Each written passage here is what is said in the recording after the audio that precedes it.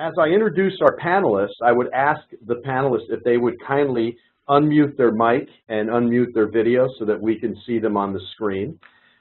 First up is a recent graduate of Babson College, class of 2016, Emily Levy. She is the CEO and founder of Mighty Well, a social for-profit that creates stylish and functional medical accessories for patients, and perhaps she'll show you one of them today. Next, we have Nate Lawrie. Nate is the CEO and founder of Brazyn Life, the maker of innovative travel-ready fitness and recovery tools.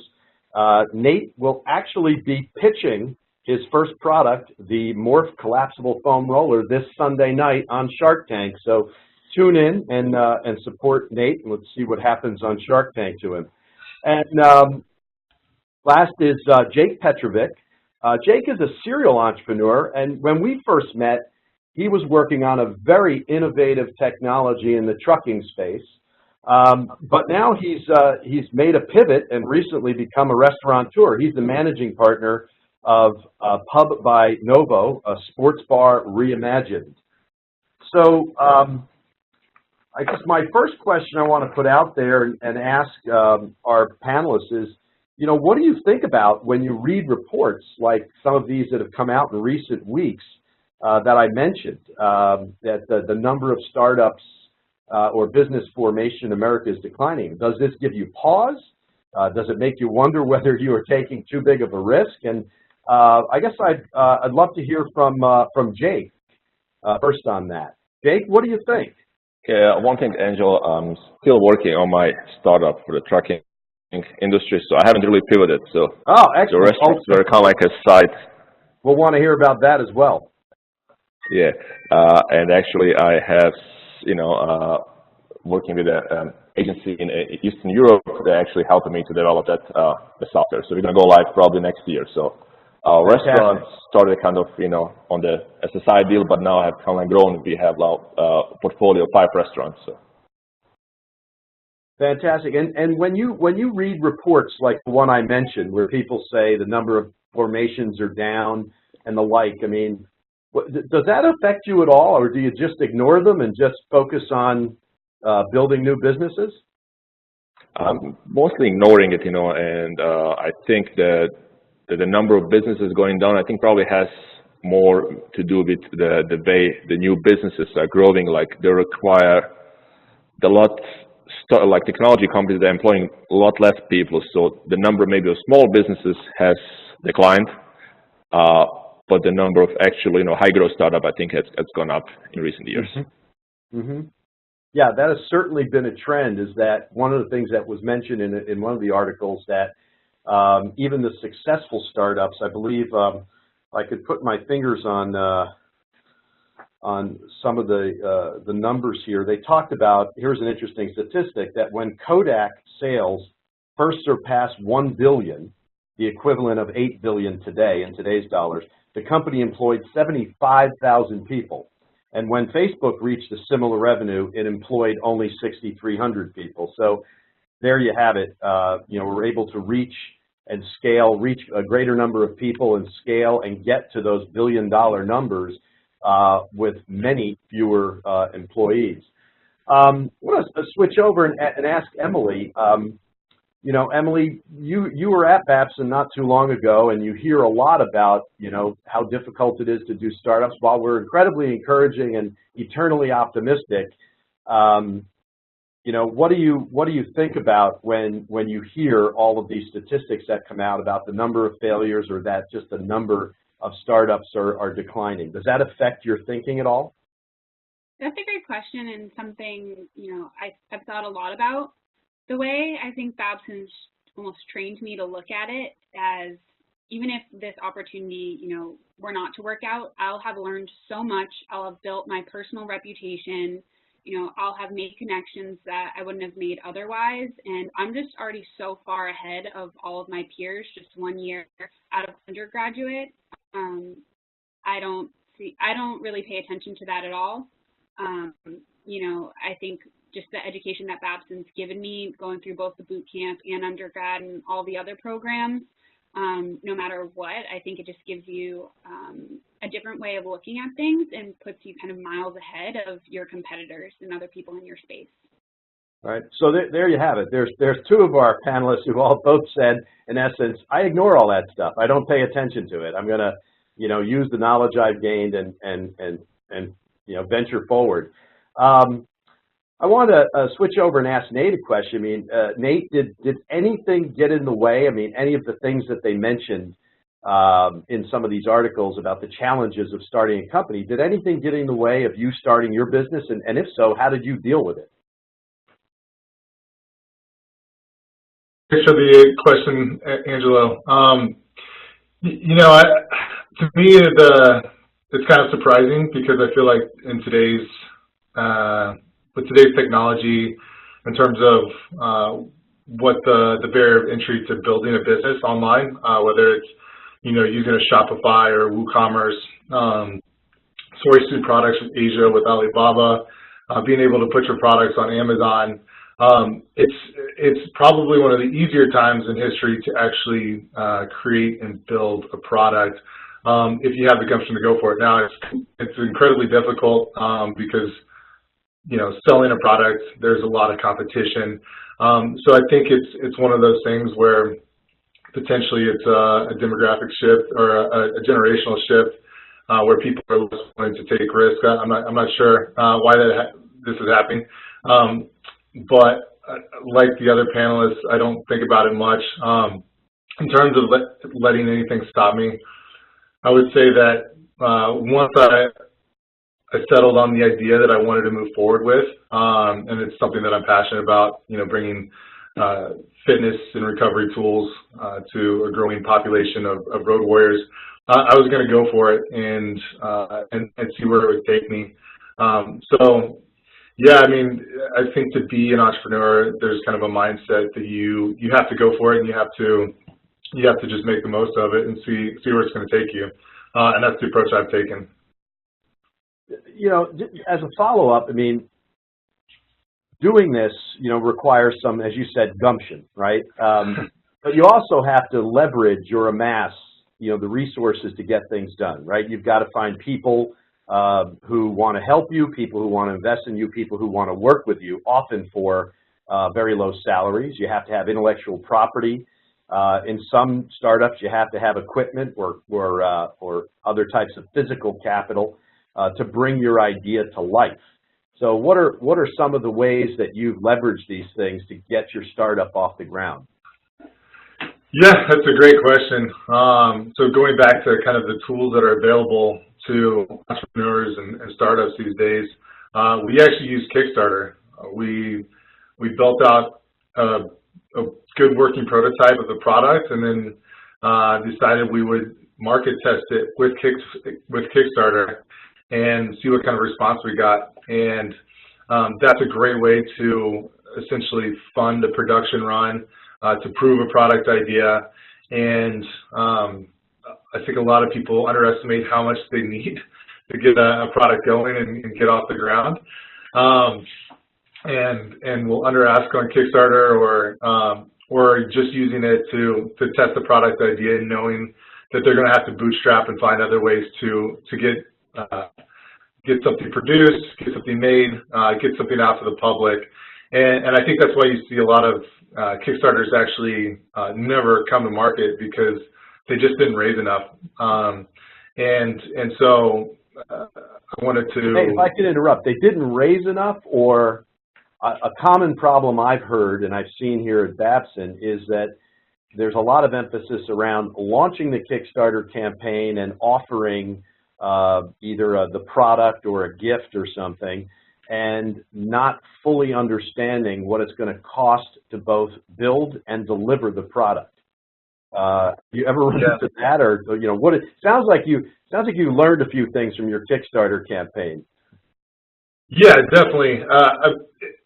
If you've never been through it, it's hard to budget for it, and nobody tells you, especially with a new product, no one's going to say this is how much it's going to cost.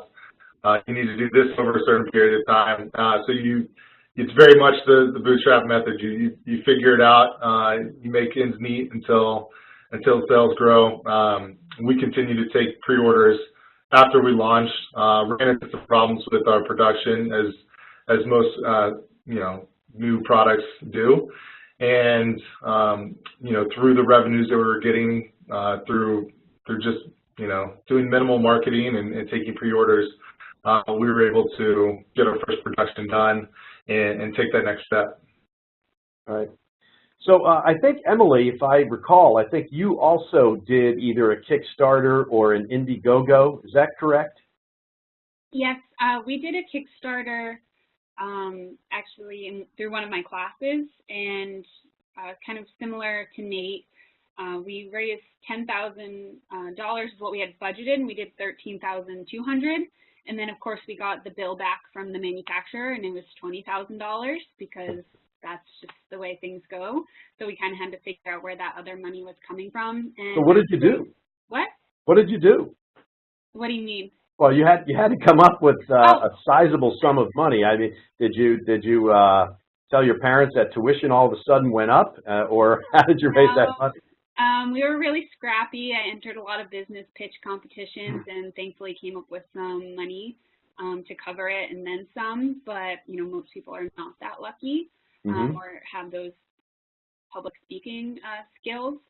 But we'll actually be doing an equity crowdfunding campaign. I think we're the first ever from Babson, starting next month through a new platform called Republic. So we're pretty excited about that. Great, wonderful. We look forward to see how that goes and find out what you're learning from it, and I wish you success with it. Jake, the restaurant business, that's not something you can go to Kickstarter to raise money for, and whether you're starting something new or you're buying something that exists and either doing a fresh build out or a renovation, that's a lot of money. How did you go about funding your first venture into the restaurant space? Basically, I partnered up with the established restaurateur here in town, and we kind of like developed our different concepts that we're going to work on. And then there was a building here in a shopping center which was a previous Lone Star building, a steakhouse, and they actually went out of business. So this building has been vacant for it's an anchor tenant, so it's been vacant for about 2.5 years. So I approached the landlord, and got him to basically pay for a lot of the leasehold improvements. I got a year rent-free, and I also worked with my vendors for equipment. Basically, basically obtained vendor financing. Right.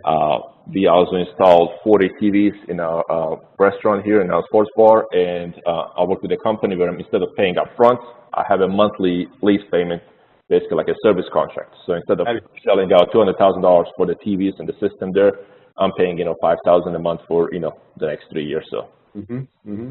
Yeah, I mean that we often see that in something that one of our professors here, Kevin Mulcahy, Mulvaney has termed alternative entrepreneurship, and that's buying an existing business or buying something that has been out of business for a while and doing things like obtaining seller financing, obtaining some breaks from the landlords, cutting deals with various suppliers, and it sounds like you've taken advantage of all of those things. So I like to one of the things I always like to describe, the journey of an entrepreneur is a little bit like what Joseph Campbell used to call the hero's journey. If you think about all of the stories that we like to read, Harry Potter, the Iliad, the Odyssey, there's always this hero in there who leaves the safety of their home and goes off on an adventure, and they meet good people, they meet bad people, they're faced with challenges, and hopefully, of course, in most of the books, they overcome those challenges and then reap the rewards. What were some of the biggest challenges that you have faced, either getting your business off the ground or trying to scale that business? I want to throw this one over to Nate, if we can, first. So, biggest challenges. Let's see. There's constant challenges. I would say, from the start, I currently still actually run two businesses. So one was deciding which company, what to put my time resources into to make sure that I was doing everything we could to grow and to properly manage both businesses. So a lot of startup people will maybe they have a job already and they want to dip their toe in the water. It is possible to do that, and at some point you're going to have that conversation with yourself. Is do I fully commit to this and go for it, or is this not really going to work out? Let me rethink and go to something else. So, deciding where the time resources spent is a constant challenge. And then in terms of kind of the trajectory of our business, manufacturing was a huge challenge. We did everything we could before we launched on Kickstarter to make sure that the product was very well defined, that we had a good idea of how we were going to produce it. We wrapped up and then we ran into countless problems with supplier issues where the foam that we were going to get had the potential to essentially melt in hotter conditions. So we had to go back, rethink how we were making it, the compound, and that set us back several months. And then we set up our own manufacturing facility in Romania that had a bunch of bureaucratic loopholes that we had to jump through, and dealing with a different culture from what I'm used to, and defining what the product should look like to the team and making sure that they really understood what it should be. And then getting product out the door and deciding how we were going to ship everything and setting up all the new systems. So, I mean, there's so much work that goes into it, and it's all challenging when, your attention's being pulled in 100 different directions to make don't sure. You have a staff don't you have a staff of many minions who help you with this? I had a staff of me for the bulk of the life of Brazyn life, and then I've brought on a few key employees since. So yeah, I mean we're an incredibly small team even now. We've got 3 people here, and then our factory has 8 workers over in Romania. And yeah, no, you don't. You have to be very scrappy, I think, as Emily put it, and just figure out ways to get things done on a very limited budget and with limited time resources. You don't have the advantage that big companies do of having full teams to dedicate towards different projects and just bang things out. So sometimes you do the bare minimum in some areas and then really try to put your focus on what you're going to win on. And typically, I think for a new startup, it has to be the product, right? Like, if you're not doing something better than the big guys, then you have no shot. So you focus on what you're best at, and kind of put your head down and just take on the challenges. Right. Well, Emily, you certainly have overcome some challenges. One of them is what led to the formation of your company, but it also sounds like you've run into similar challenges to those that Native has had with manufacturing and all. What's the biggest challenge that you've faced and had to overcome? Well, I think like Nate said, there's a challenge almost every day, and I describe it as a roller coaster. So like, it starts off, your day could start off really great, and then, you hear from a customer who got their package late and they're upset at you, and then at the end of the day, something could go really well. So that's definitely every day. I mean, we're moving to our 3rd manufacturer, so I think when you're making a physical product, that's definitely one of the biggest challenges. And like you said, if you don't have an amazing product, then you don't really have a company long term.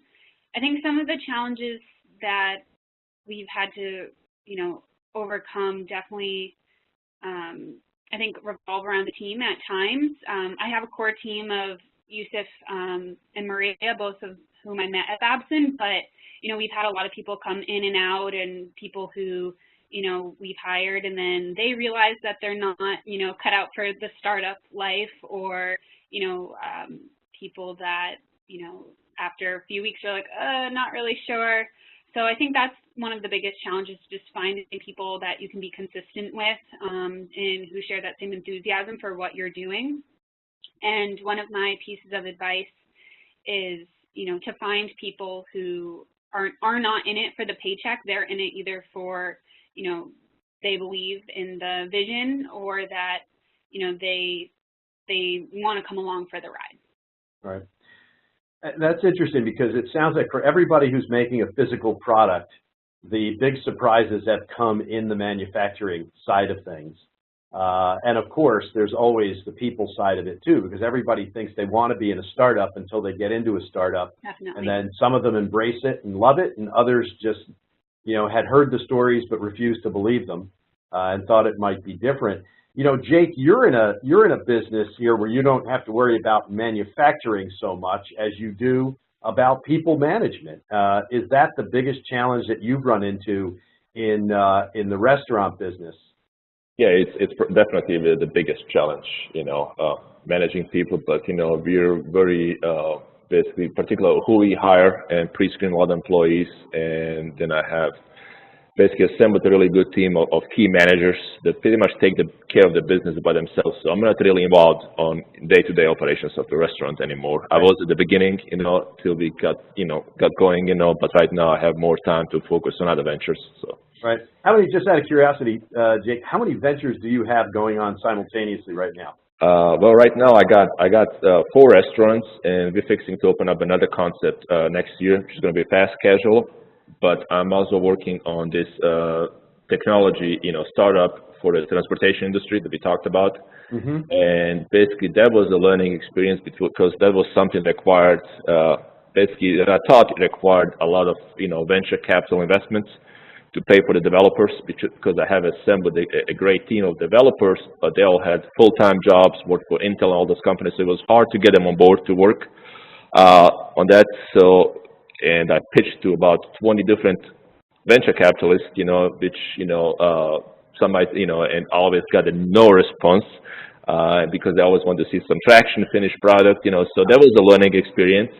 But, I learned a lot about it. But now I have kind of like refocused, and I connected with some developers over in Europe that have an agency there. So they're basically, helping me to develop this product, and we're going to go live probably in January, February.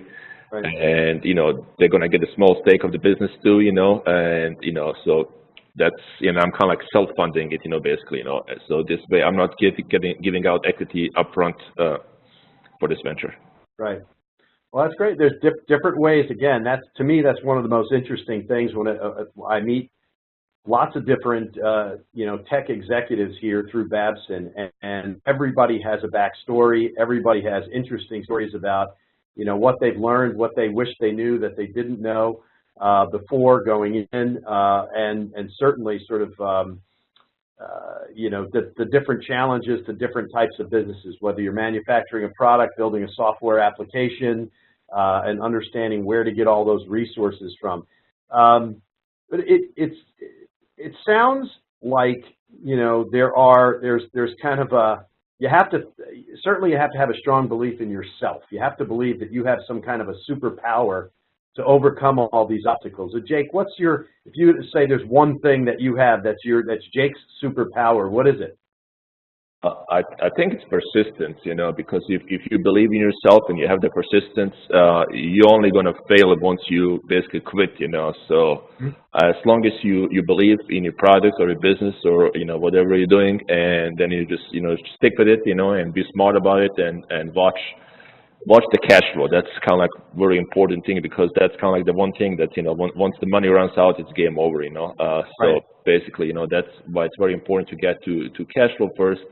And it's why one of the reasons, I have a restaurant, and I'm also going to focus on the transportation part of it, because that's where you can actually, get to the cash flow really fast and, be self-funded. So you don't depend on, if you're going to raise another round by the venture, capitalist, or if you're going to, the bank is going to, they're always going to fund you, or give you a loan as long as you're cash flow positive, So that's what. Right. I guess that we always say here at Babson, there are 2 rules to entrepreneurship. Rule number 1 is don't run out of money. And rule number 2 is don't forget rule number 1. Nate, what do you think? What do you think's been your superpower? What's the thing that has gotten you through the tougher times?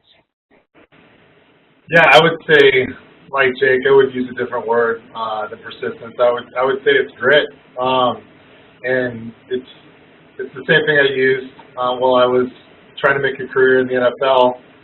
It's the same thing that I used when I was trying to do okay at Yale with being a two-sport athlete.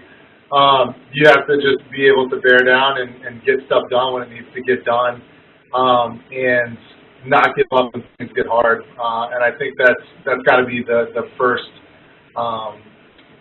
key aspect of any entrepreneur or core trait, I guess you could call it, is that you have to be gritty. I think probably the second is just being creative when things get challenging, meaning, you know, don't always think that the first most obvious solution is the best solution. Try to come up with a way that you may be able to do something more inexpensively, or better, or more fun. You know, all those things. Try to come up with a creative way to solve your problems, and a lot of times it's going to lead to a better solution. Right. I neglected to mention in the introductions that Nate actually is an All-American college football player, and he spent 8 years in the NFL playing, and that was sort of, was it 8 years or more? 5 years in the NFL, plus a couple of training camps, and then 3 years in the United Football League. There you go. So eight years, and still, it's a lot of it's a lot of getting beat up. So I guess going out to raise money must have seemed easy to you. You can't tell Nate's sitting down here in his photo, but if you could see Nate standing up, he's sort of the size of a small planet now, which you would think might intimidate some investors when you go in to ask them for money. But Emily, you know, anything you wish you had done differently or had known more about before you jumped into your venture? I think I wish I took your entrepreneurial finance class. And definitely on my team, I'm the big picture, the creative side, and my partner is much more like the numbers guy. So it wasn't really until after the business was up and running where I was like, oh my God, I actually need to understand the numbers. So I do wish I spent more time on that early on. And then since we have raised venture capital and are continuing to fundraise, I wish that I spent more time learning about, what that means to take on an investment. Now that you have investors, what does a term sheet look like? What does a contract look like? Those are all things I wish I spent some more time on, and I've subsequently spent a lot of time in the past year learning more about. Great. See, I wish you had taken that class as well. I know Joseph did, but yeah. But it would have been great to have had you in there.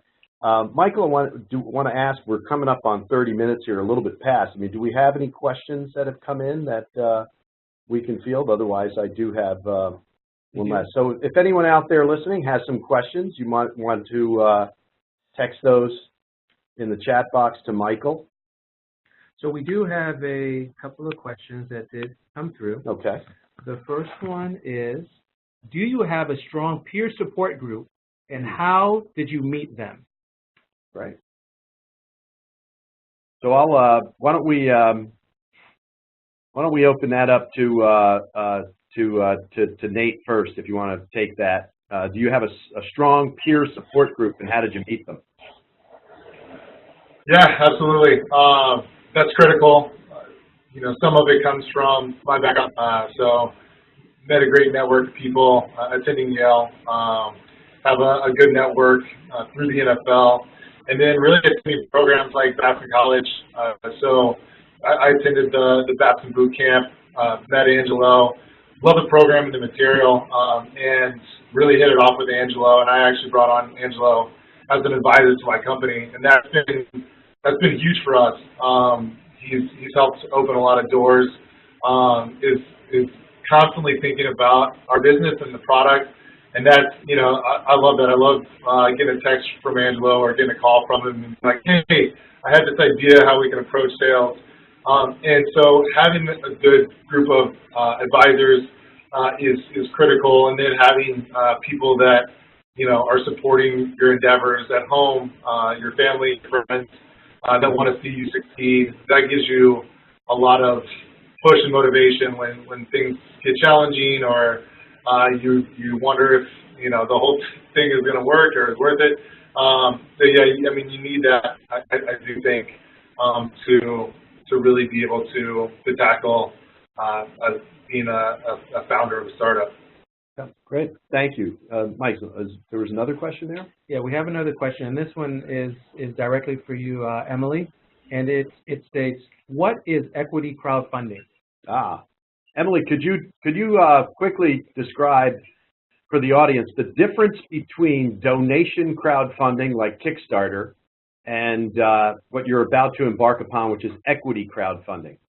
Sure. So should I assume everyone knows what Kickstarter is, or no? Well, I think you want to just explain the differences of the two. Yeah, so I wouldn't make the assumption everyone knows it. Okay, so with Kickstarter, you do a video and a campaign, say your goal is $10,000, and in return you offer rewards or maybe the first generation of your product, but it's strictly a donation. Almost, you can think of it like a pre-sale. With the changes under the Obama administration, now just about anyone can be an investor in companies. So it's a pretty new space. It's been out for about the past year, and there's a new platform that we're going to be raising on. It's called Republic, and similar. You make a video, but it's a lot more in depth. We have to register with the SEC, do due diligence, everything that you would have to do if you're going to raise traditional funds. Mm-hmm. But with this, we're offering SAFE, which is similar to a convertible note. So it's for future equity once we hit a certain valuation. But if you want to know more, just send me an email, or I can send you the link, or you can Google Republic. Yeah.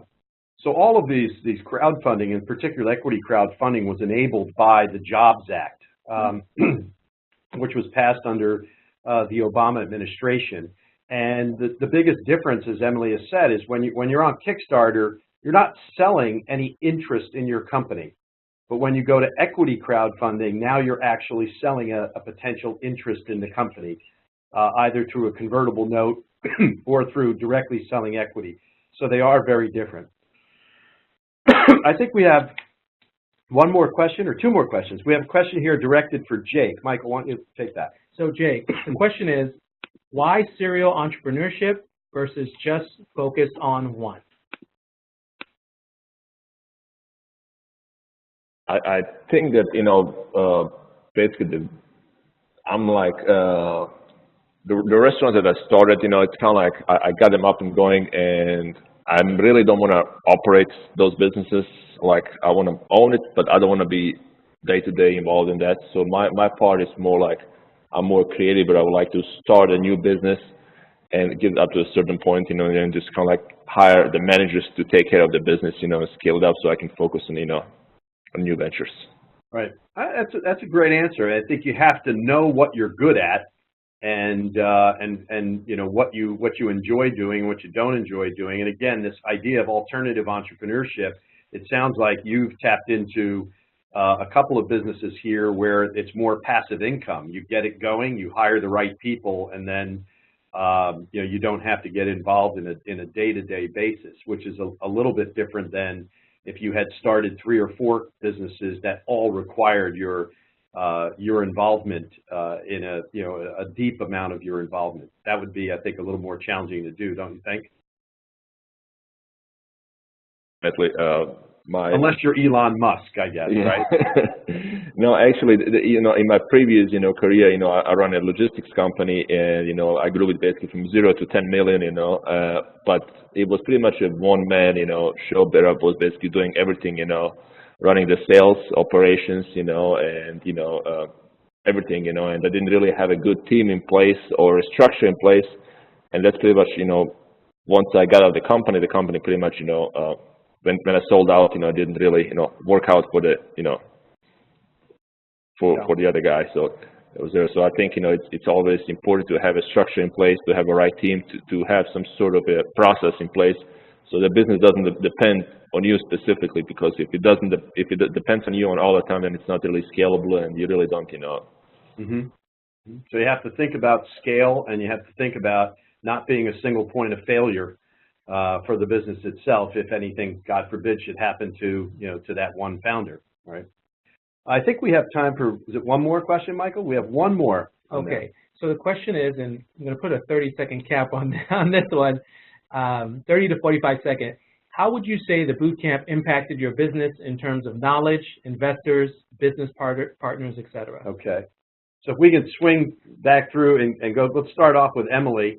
Emily, I don't know if you heard that question, was how was the Babson boot camp impacted your business? Your business in terms of knowledge, investors, business partners.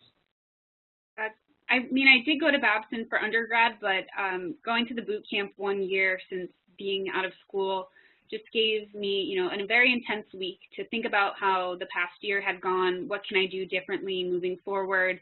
And I was also the youngest person in the boot camp, so being surrounded by people who, had years upon years of industry knowledge, it was great to collaborate and make new connections.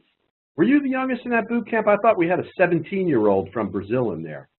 Not in my group, no. I might have been the next cohort that came in. That's cool. That's cool. Yeah, the age, for those interested, the age has ranged in the various boot camps we've run. The youngest participant was 17 years old, a young woman from Brazil, and the oldest, I believe, was in his 70s, and he was an angel investor. Yeah. Nate, I mean, you were very kind already to talk about the boot camp. I don't know if there's anything else you could add to. You've been to a lot of different programs. Anything in particular that the boot camp contributed? Yeah, I like that the boot camp was very much focused on entrepreneurism, starting a company, what that looked like, and what the different steps are, different things you have to think about in terms of fundraising.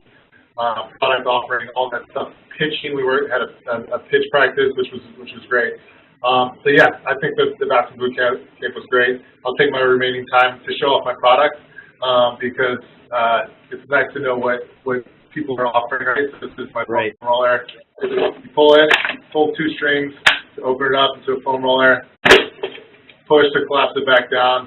Take everybody on the go. And tune in on Sunday night at 9 p.m. to watch us on Shark Tank. And yeah.